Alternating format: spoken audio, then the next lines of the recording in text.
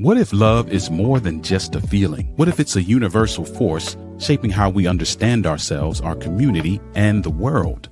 Welcome to the Philosophy of Love, where we break down the science behind love, how it influences our minds, our behaviors, and the way we connect with humanity. Join us as we explore the psychology of love as a driving force for empathy, growth, and understanding. You're watching the Philosophy of Love podcast with Juan Lee and Dr. James Brockington. Well, hello, everybody. Welcome to the Philosophy of Love with Dr. James Brockington and myself. Hello, how you doing, Doc? I'm doing great, Juan. How about you? Oh, doing just wonderful, just wonderful. This is the inauguration of something new for Clear Journey. We're going to talk a lot about love and the philosophy of love.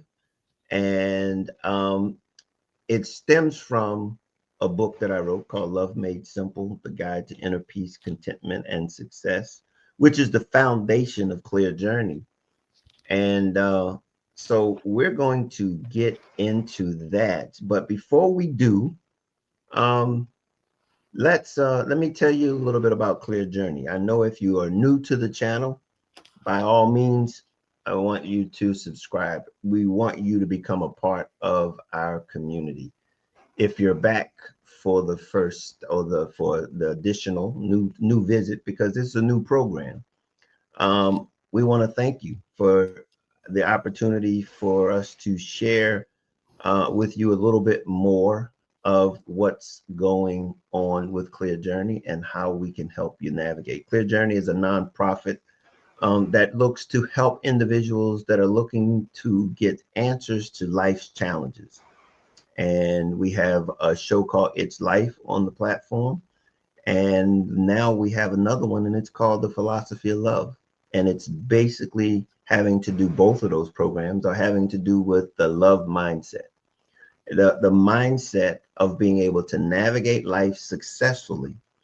And in It's Life, we talk with professionals that are in specific areas that are challenging to you, while still understanding that there is an attitude of love that needs to be applied so that you can get the fullness out of it. Now, on this particular program, we're going to be talking about the mindset. It's going to be talking about the philosophy of love. What is it about the mindset of that love mindset that makes that concept or that practical application of love applicable? How does it work in our lives? And that's where Dr. James Brockington is going to help us and giving us the science behind it, so to speak. So, Doc, if they haven't met you, let's give the community a little bit of a brief. I mean, you've been on It's Life back when it was live. Mm-hmm. Yes, And now you're here with us with the Philosophy of Love regularly. It's you and me co-hosting this. So tell people about yourself and what you want to accomplish as it relates to this program. The snapshot version is having been a product of Charleston, South Carolina's education system, continuing that at North Carolina Central University with an undergraduate degree in general psychology and a Naval ROTC scholarship. I entered into the service, completed 21 years, retiring as a surface warfare officer at the rank of commander, and decided I would go back and complete that second desire, which was branching and expanding mental health services pursuits. I received a master's at Norfolk State University in community clinical psychology, and I rounded out a doctorate at Regent University in organizational leadership with a specific concentration on strategic leadership. I have served in the capacity as a mental health clinician and provider in the criminal justice system in Virginia, and recently retired from that after 4 years. of service. And now in the community, I am a professional services consultant focused specifically on how to develop community-based organizations that facilitate the human connection.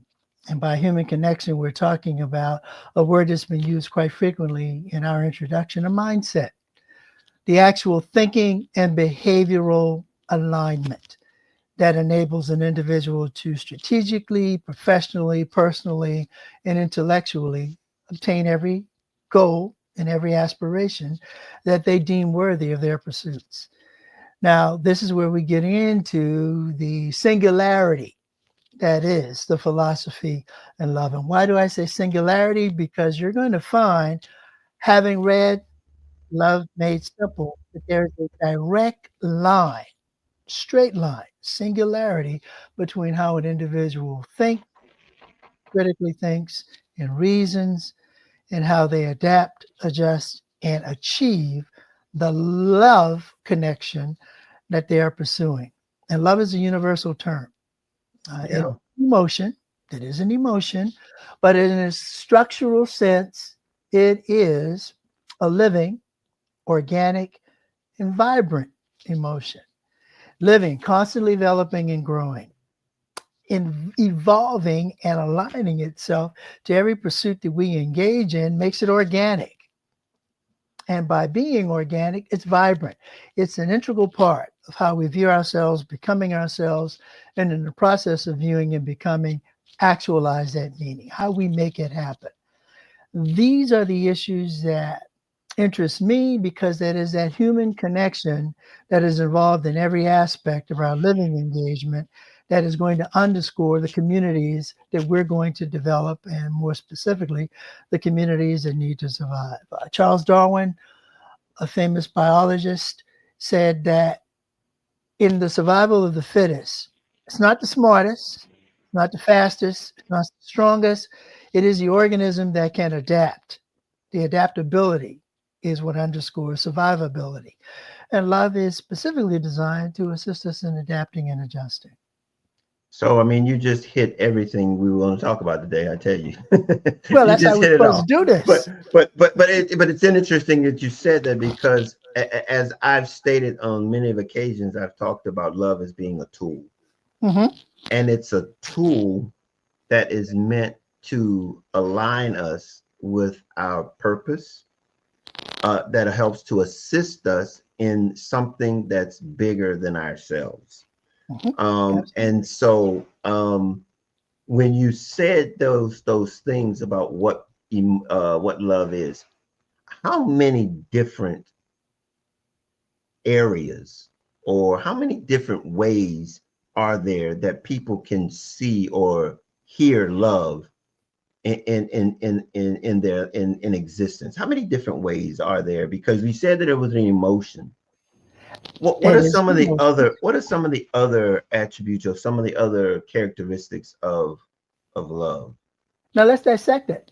It's an emotion and it's living. So that means that any aspect of your living environment, and your environment is whatever encompasses you, both physically as well as intellectually. You see yourself in a setting and you adjust and you adapt within the context, the meaning and purpose of that setting. That is the fluidity that enables love to be living. It's organic because it is engaging itself in an active thought process. There are variations of love that have been described through the centuries, through the ages, as platonic, where I have a strong feeling for someone. It does not necessarily have to be sexually fulfilled. It can be romantically inclined, it can be intellectually grounded, and it can simply be that I feel a certain kind of way when I'm with this person, platonic. There is a romantic. I have the ideal of what love should be. I've read the novels, I've seen the movies. I see myself as the central character in the drama that's being expressed in those novels and movies, and that is the romanticism of love. And then there's the practicality of love. Practicality being that this is how we function to survive. And because I know we're in this process together with you as my partner and my companion, the bond between us is stable. The bond between us is consistent. The bond between us is something that is defined and measurable. And then, of course, there is the fanciful love. Well, this is what I want it to be today because this is how I feel today. And then ultimately, there's that composite of all of these variations of love that emerge as what I consider to be the most durable and viable, and that is the linkage between thinking and behavior alignment. I'm thinking, I'm expressing myself through my thoughts as something that I understand, accept, and acknowledge. And I behaviorally reinforce that by adapting to what it is I understand, adjusting to what I accept, and achieving what I acknowledge. This is where love now becomes an actively integrated healing process that strengthens our resolve, stabilizes our sense of confidence, and more importantly, underscores our trust in our judgment. Whom are we becoming? Because we're mindful of that. Is there a type of love that would better or more resemble or explain or express all of what you said today in a way that can resonate with the average person, so that they would just be somewhat in a direction as to what it is? Is there? I mean, there words like philos and eros and self-love. Is there one of these types that, because I know when I wrote my book, Mm-hmm. the book's love stemmed from an agape love. Which is at It's, all consuming and all encompassing. yeah. Yeah. Mm-hmm. And that's where how all of those things that you talk about, where it not only is mental, it's physically, it's your environmental, it's everything. And it also encompasses the actions that are necessary to be successful in this thing called life.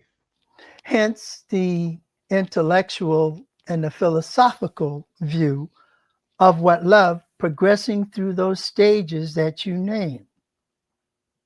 Mhm. Progressing through those stages is providing the individual whom is progressing through those stages the mindfulness necessary for them to determine how they wish to express love.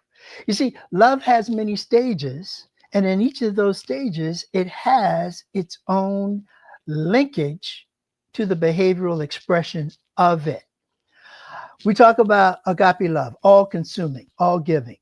I have the unconditional capacity to love, and in so doing, show that my care and my concern and my immediacy of that care and concern is directed towards this moment, this, and if we're defining it to a person, this person.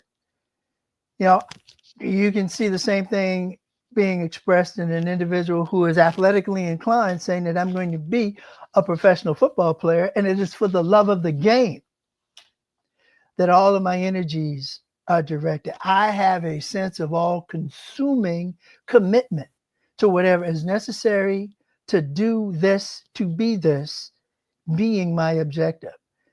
Again, driven by the vibrance and the organic sense of fluidness that love brings to the definition of how we wish to define an all consuming pursuit that we see. And So when would you you go ahead, go ahead? No, I was saying, and when you capsulize that portion of it, that's the part where love is a choice. Would and you agree? therein lies the mindfulness of it. You see, in order to define love, as broad as all consuming as it is, there is the necessity for what becomes mindfulness. And mindfulness, if you give me a moment, can be seen as why and how you're organizing your thoughts. You're orienting yourself to a specific point, place, circumstance, and situation, and you operationalize that. In mental health, we talk about operationalizing as to actually make something happen, to take ownership of what is going to happen. Now, that ownership is the mindfulness of its meaning and purpose to you. So, what I have just done is show you how the individual, who he or she is, becomes mindful of the meaning and purpose of themselves. Who, and adding that in, mindfulness is the whom that has to be individually explored to assist him or her in understanding what love means to them. And in so doing that, become what we would deem as self-aware.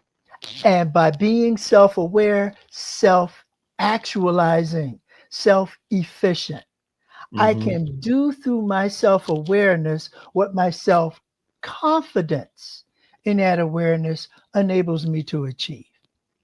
Yeah. So, I mean, there is some involvement in love that is required for it to manifest itself in our lives, in any area of our lives. If I'm hearing what you say, Oh, we absolutely. are we are very much a integral part in being able to actualize and gain the fullness of what it's intended to be in our lives. Something that I talk about it, I say it's the power of love. Mhm. And it is that power that I have used to navigate life through, as that tool that has allowed me to be in places that I would have never understood or had any inkling to be there, but because of those processes that you talk about, Mhm. have allowed me um, to be able to see things that I otherwise, to be honest with you, that I otherwise wouldn't have been able to see. Because But being confident in being able to see it also. and there is and there lies the key. Being confident in being able to see it means that you have the situational awareness, placing yourself in the moment of its occurrence to actually examine what this means to me. Love as a central composite of everything we do is the fluidity that connects life to us. That Fluidness that fluidness that you're talking about is, I'm assuming that that's the essence of life in and of itself. in and of itself. In and of In and of itself itself. is that it is ongoing and it is in motion and it is moving, and the thing that connects us, allows us to flow through it or with it, is love. It's love. Love is the seamless connectivity that enhances not only the passage from one evolutionary developmental stage to another, but the single acknowledgement of what each stage means. Man. Because the moment I can process, and we sometimes refer to it as the ABCs, the attitudes, the beliefs, and the choices, internally, Mm-hmm. externally, the activating events, the behaviors, and the consequences. The moment I can put myself in the center of that context, understanding why and how, I've organized my thoughts. I've collectively thought this through, defined what this means. I have oriented myself to the meaning and purpose of those thoughts. Well, because I know what the meaning is and I know what the purpose is, I can now see, and this is what is essential in your explanation of it, the directivity that I can apply it to. This is the direction that it's going to move me towards, because that is the single event of a choice. It is, as people have told you before, your decisions matter, not necessarily more so than the significance of your choices. Mm-hmm. Your Mm-hmm. choices define the meaning and purpose of your decisions, because in deciding that I am going to apply what a choice has defined for me as the most productive and beneficial resolution to the concern I have at hand, I have accepted and acknowledged Mm-hmm. that this is my purpose. Yeah. And once I know what my purpose is, I'm only confused when I choose to be. Yeah, and that's very significant. And to let the community know, to everyone know that I'm going to be the example or the product or the thing that Dr. Brockington is going to be analyzing, so to speak, We're because not we're going to going to call go you the back. guinea pig. We're gonna go through my journey, and Mhm. I'm going to be over the many weeks and times that we're going to be talking. We're going to be, and I'm going to be expressing and sharing how I got to how I got to where I was, not knowing what Dr. Brockington is talking about, but only having love to be able to direct me and guide me. And in many cases, it gave me the clarity that he's illuminating to me right now without the knowledge and without the experience that he's has. I mean, it was phenomenal. I mean, to be honest with you, our relationship just took off when we met a few years back, in a way that I couldn't have imagined. And so the things that he's going to be talking about and explaining, and I don't want to mess up our future episodes, but I mean, everything that he just talked about, I could actually see myself, um as I went through my journey, in this thing called life, where from at 17 years old, feeling lost and without hope, you know but it wasn't until I was able to grasp a sense of ownership that I was able to then make some choices that would then put me on a course that would be productive, that would have long lasting effects. Now, here's the thing about a choice. Choices are long lasting and they're life changing, whether good or bad, whether good or bad. And so when he starts talking about those things, at a very young age, I didn't know what I was doing, didn't know the ramifications. And I tell you, in many cases, I was afraid to make a wrong choice, because I had gotten to a point, and we'll get into it on our further episodes, but Oh, yeah. I was at a point where I was forced to have to make a decision. I was forced to have to make a decision. And that's that fluidity that doctor's talking about. It's called life. It's It's called called life. life. Yeah. And was forced to make a decision, and not making a decision is making a decision as in default. Mhm. Okay. So let's be clear that what we're talking about here is life on the inside. We're talking about how life. See, we oftentimes get caught up with what life looks like on the outside, but what we're going to talk about here is how it got to being able to be what we see on the outside, and it started on the inside. It started on the inside, and so we are very excited about being able to pull down the curtain, so to speak, Mhm. on these myths, Yeah. these confusing concepts or thoughts as it pertains to love. As we said, that it's an emotion, that there's so many different things that we've had it associated with it. But until we get to the very root of the cause of it, when he talks about it's a tool that you and I get to use to navigate life. And it has the power to open any door, close any door that needs to be closed, and it allows us to reach heights that we would have never otherwise known that was possible. Mm-hmm. So we are very excited. I know if you haven't noticed in myself, and if you haven't heard it in the doctor, he's excited about being able to impact people's lives in a way that there's change and fulfillment in the lives of those who desire it. And that's ultimately here. It has to be desired. That's right. That's right.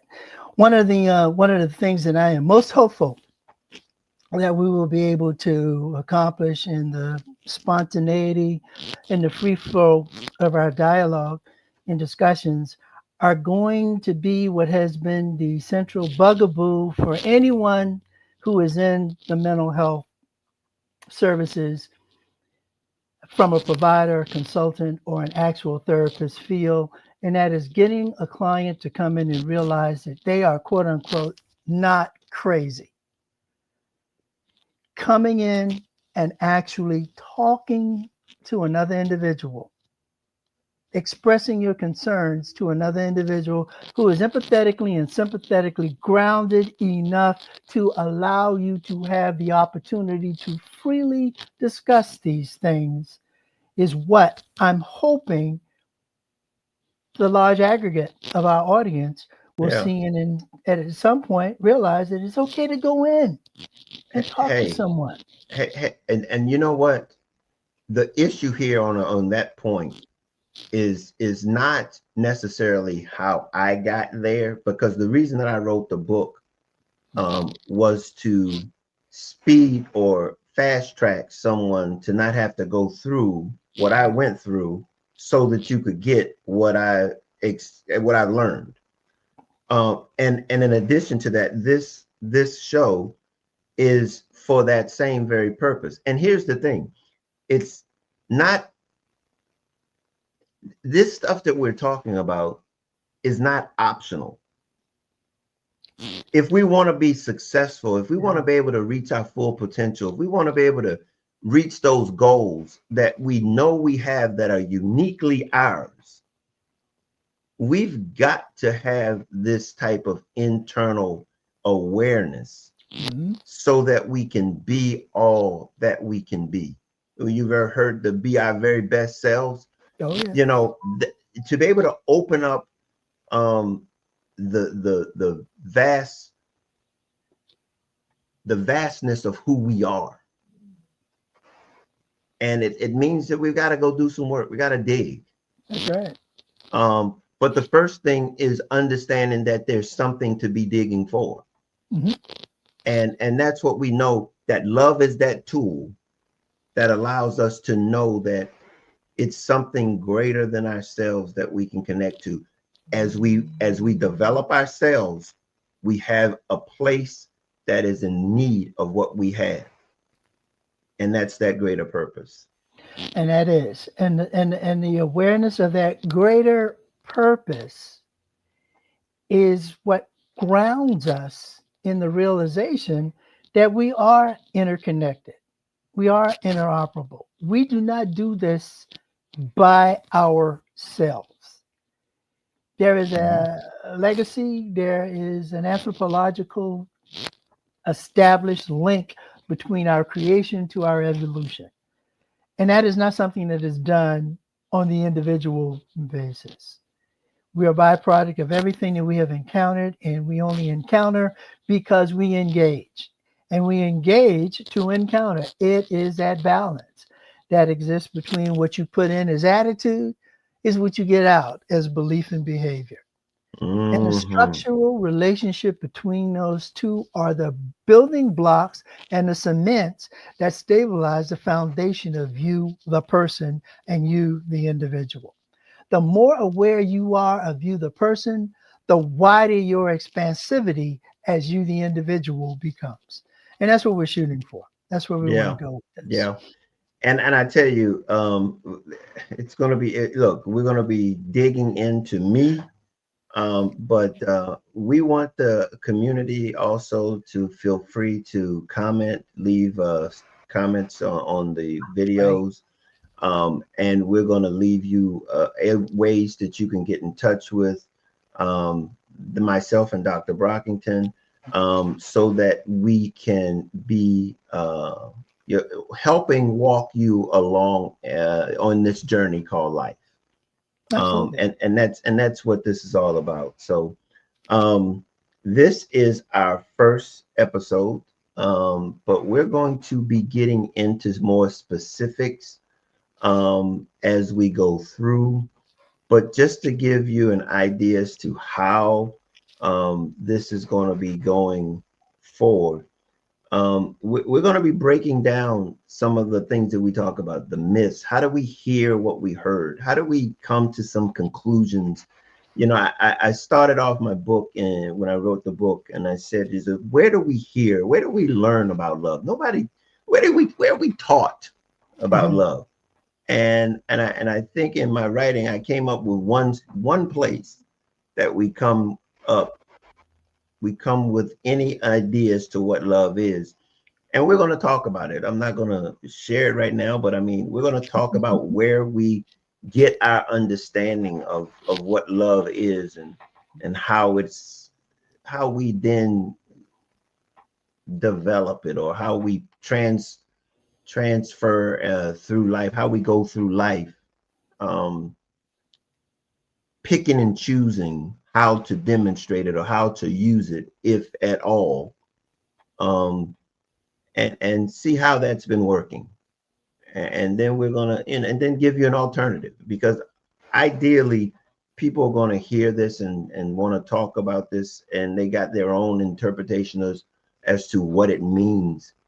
Um, but what we're going to do is give you an alternative, and hopefully you make your own decision, you make your own, come to your own conclusion, and find the solution that best fits you in how you navigate life, because all we can do is provide you with information that you have to process, and then begin to actualize it in a way that's beneficial to you. Absolutely. Absolutely. So, with that being said, we're going to call this our first episode, and we hope that those that are here with us today will be back again. This is going to be a weekly Mhm. um, show, so you can find us here, and if you subscribe, you'll know exactly. Hit the bell so that when we launch or we post or release a new episode, you'll know about it. But it's all on Clear Journey. If you want to learn more about Clear Journey, feel free to go over to clearjourney.org, where we have other information and resources there for you, so that you can learn more about who we are and what we offer over there. We're in the beginning of a new year, so we are hoping that this year will be as productive or more productive, to be honest with you, than the previous one. So, Dr. Brockenden, you have something that you'd like to close on before we close out today?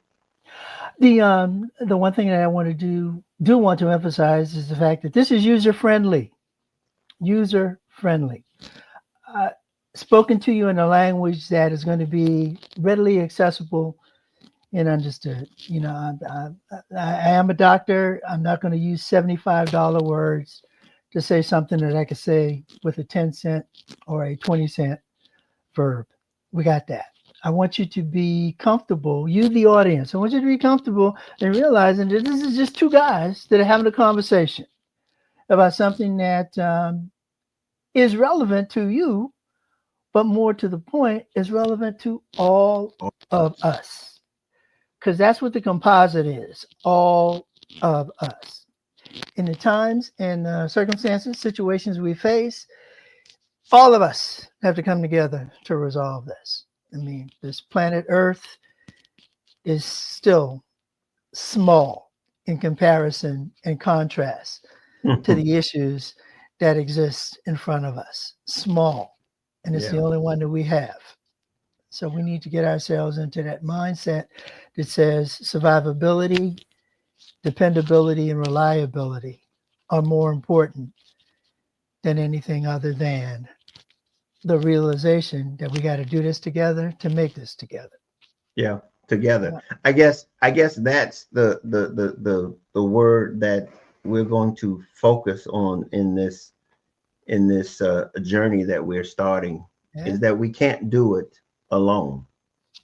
We are in this thing together, and the philosophy of love leads us to the tools that connect us together to make this thing work for us all. We're not in it alone. Nobody builds anything by themselves. Nobody succeeds by themselves. So we're going to ask that you join us continually, be a part of the philosophy of love and clear journey in and of itself.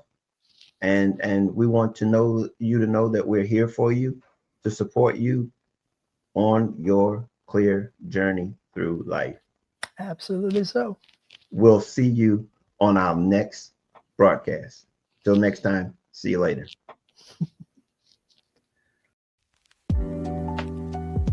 Thank you for watching this episode.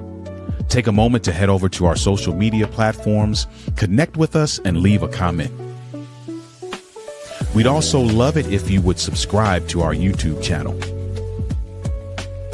Also, head over to clearjourney.org for more great resources.